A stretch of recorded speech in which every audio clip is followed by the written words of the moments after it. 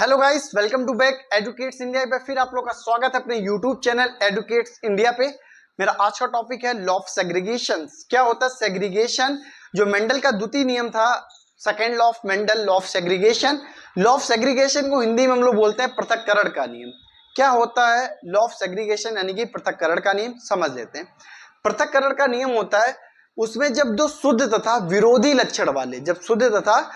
लक्षण वाले पौधों के बीच में क्रॉस कराते हैं तो F1 जनरेशन में जो ट्रेट्स होता है यानी कि जो ट्रेट्स उत्पन्न होता है, जो दिखाई देता है, वो होता है प्रभावी लक्षण, और जो ट्रेट्स छिप जाता है वो होता है अप्रभावी लक्षण।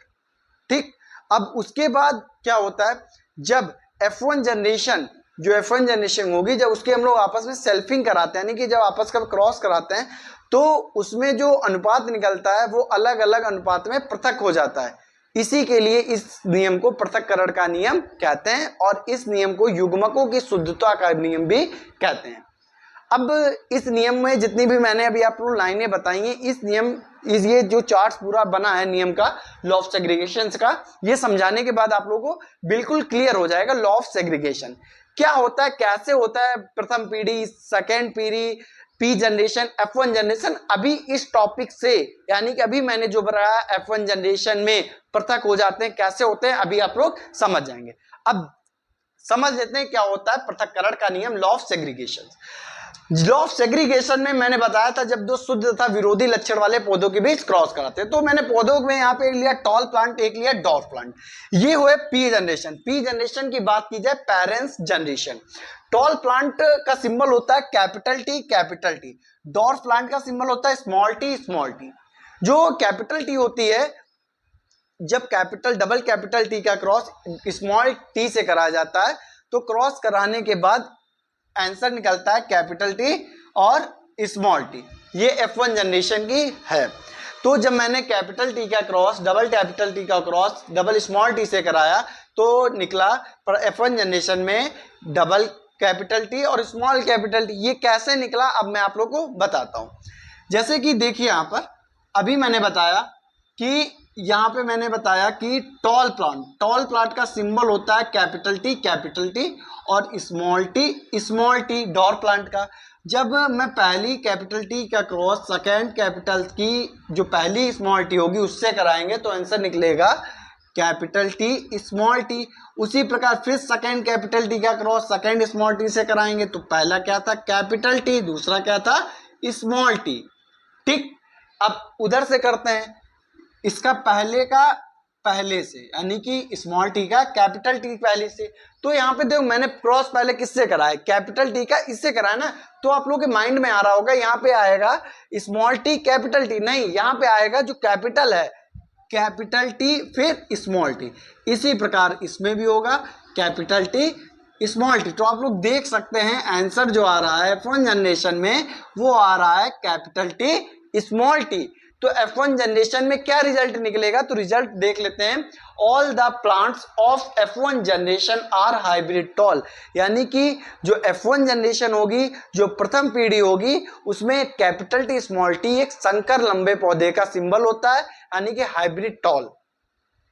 जो प्रथम पीढ़ी होगी उसमें सभी पौधे संकर लंबे होंगे यानी कि हाइब्रिड टॉल होंगे। ठीक, यहां तक आप लोगों को समझ में आ गया होगा। उसके बाद मैंने बताया था कि जब F1 जनरेशन का आपस में सेल्फिंग कराएंगे तो यहाँ उसके बाद आता है F1 जनरेशन और F1 जनरेशन। जब इसका आपस में क्रॉस कराया तो कौन सी पीढ़ी बन गई, F2 जनरेशन यानी कि F2 पीढ़ी बन गई। F2 पीढ़ी में सिंबल क्या निकला था, देखिए capital T small T F1 generation में निकलेगा। तो देखिए दो यहाँ पर है कैपिटल F1 पीढ़ी। तो यहाँ पे देखिए एक F1 पीढ़ी का क्या है कैपिटल टी स्मॉल टी, फिर दूसरी पीढ़ी कैपिटल टी स्मॉल टी। अब F2 जनरेशन में ये पनेट स्क्वायर के द्वारा मैं आप लोगों को अनुपात सिखाना बताऊंगा। लॉ ऑफ सेग्रीगेशन में मैंने अभी बताया जो गैमेट्स होते हैं वो अलग अलग अनुपात में पृथक हो जाते हैं, इसीलिए इस नियम को ही पृथक्करण का नियम कहते हैं। अब इसमें देखिए जो F1 पीढ़ी थी, एक F1 पीढ़ी मैंने इधर लिख ली capital T small T 4 square बना के, और एक इधर पर लिख ली कैपिटल टी स्मॉल टी। जब इसका क्रॉस कराएंगे देखिए पहले का पहले से तो आंसर कितना आया, कैपिटल टी कैपिटल की, फिर पहले का दूसरे से कैपिटल टी स्मॉल टी, फिर नीचे देखिए इसका जब पहले से करेंगे स्मॉल टी का कैपिटल से, तो स्मॉल टी नहीं लिखेंगे, पहले क्या लिखेंगे, कैपिटल टी। तो यहाँ पे पहले मैंने लिख दिया कैपिटल टी फिर स्मॉल टी, फिर मेरा देखिए दूसरे का दूसरे, तो यहाँ पे दोनों स्मॉल हैं, तो दोनों स्मॉल होने के लिए यहाँ पे हम लोग क्या लिख देंगे, दोनों कैपिटल दोनों स्मॉल टी। ठीक, यहाँ तक कि आपको समझ में आ गया होगा। उसके बाद फिनोटाइप रेशियो होता है, जीनोटाइप रेशियो होता है, यही जो गैमेट्स होते हैं पृथक करके इसी में आते हैं रेशियो में। कैसे निकलता है फिनोटाइप रेशियो और जीनोटाइप रेशियो। अब देखिए फिनोटाइप रेशियो में क्या होता है, टॉल और डॉर्फ। अब यहाँ पे देखिए टॉल कितना दिखाई दे रहा है 3, डॉर्फ कितना 1, तो देखिए टॉल कितना है 1 2 3। अब यहाँ पे स्मॉल टी जरूर लगा, लेकिन इसमें पढ़ेंगे क्या, कैपिटल टी, तो ये क्या किस में आ जाएगा, टॉल में आएगा। तो यहाँ पे फिनोटाइप रेशियो में टॉल की संख्या हो जाएगी 3, डॉर्फ यानी कि बौनापन, अभी मैंने आप लोगों को बताया डॉर्फ प्लांट में किससे फाइंड करते हैं, स्मॉल टी, तो स्मॉल टी कितना हो जाएगा 1। तो जो लॉ ऑफ सेग्रीगेशन में फिनोटाइप रेशियो होता है वो होता है 3:1। उसके बाद आता है जीनोटाइप रेशियो। जीनोटाइप रेशियो कैसे निकालते हैं, जीनोटाइप रेशियो में टॉल, हाइब्रिड टॉल यानी कि लंबा पौधा, ये संकर लंबे पौधे और डॉर्फ 3 लेते हैं। तो इसमें देखिए कैसे, टॉल पौधे कितने हैं, टॉल 1 ही होगा, टॉल कितने हैं 1 है। ये देखिए कैपिटल टी कौन सा प्लांट होता है, टॉल का होता है।